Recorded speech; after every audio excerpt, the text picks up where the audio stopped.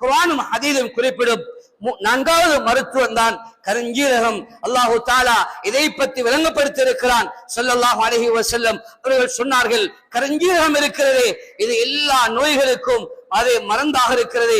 இன்னொரு ஹதீஸிலே சொன்னார்கள், மௌத்தை தவிர அனைத்து நோய்களுக்கும் கருஞ்சீரகம் மருந்து என்பதை ஸல்லல்லாஹு அலைஹி வஸல்லம் அவர்கள் குறிப்பிட்டு காட்டினார்கள். அல்லாமா ஹாஃபிஸ் இப்னு ஹஜர் அல் அஸ்கலானி ரஹ்மத்துல்லாஹி அலைஹி அவர்கள் அவருடைய ஃபத்ஹுல் பாரியிலே குறிப்பிடுகிறார்கள், எந்த ஒரு மனிதர் ஒருவருக்கு வயிற்றிலே கல் இருக்கிறது, அப்பெண்டிக்ஸ் என்று சொல்கிறோம், அவருக்கு வயிற்றிலே கல் இருந்தால் அவர் கருஞ்சீரகத்தையும் தேனையும் சுடு தண்ணீரோட குடிப்பாராக இருந்தால் அல்லாஹ் அவருக்கு அதன் மூலம் ஷிஃபாவை கொடுப்பான் என்று இமாம் ஹாஃபிஸ் இப்னு ஹஜர் அல் அஸ்கலானி ரஹ்மத்துல்லாஹி அவர்கள் எழுதி வைத்திருக்கிறார்கள். இதே போல ஒரு பெண்ணுக்கு மாதவிடாயுடைய தொடர்ச்சியாக போகிறது, மாதவிடாயுடைய பிரச்சனை இருக்கிறது, அப்படி என்று சொன்னால் அப்படியாப்பட்ட அந்த பெண் அவள் ஒவ்வொரு நாளும் கருஞ்சீரகத்தை சாப்பிட்டு வந்தால் அல்லாஹ் அவளுக்கு அதன் மூலம் ஷிஃபாவை கொடுப்பான் என்று சொல்லியிருக்கிறார்கள்.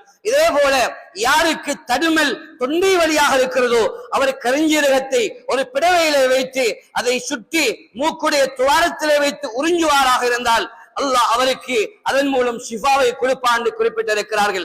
இதே போல யாருக்கு பல்லு வலியாக இருக்கிறதோ அவர் வினாகிரியோட கருஞ்சீரகத்தை வேக வைத்து அந்த தண்ணீரின் மூலம் வாயை கொப்பளித்தால் அதன் மூலம் அல்லாஹ் அவருக்கு ஷிஃபாவை கொடுப்பான் என்று குறிப்பிட்டிருக்கிறார்கள்.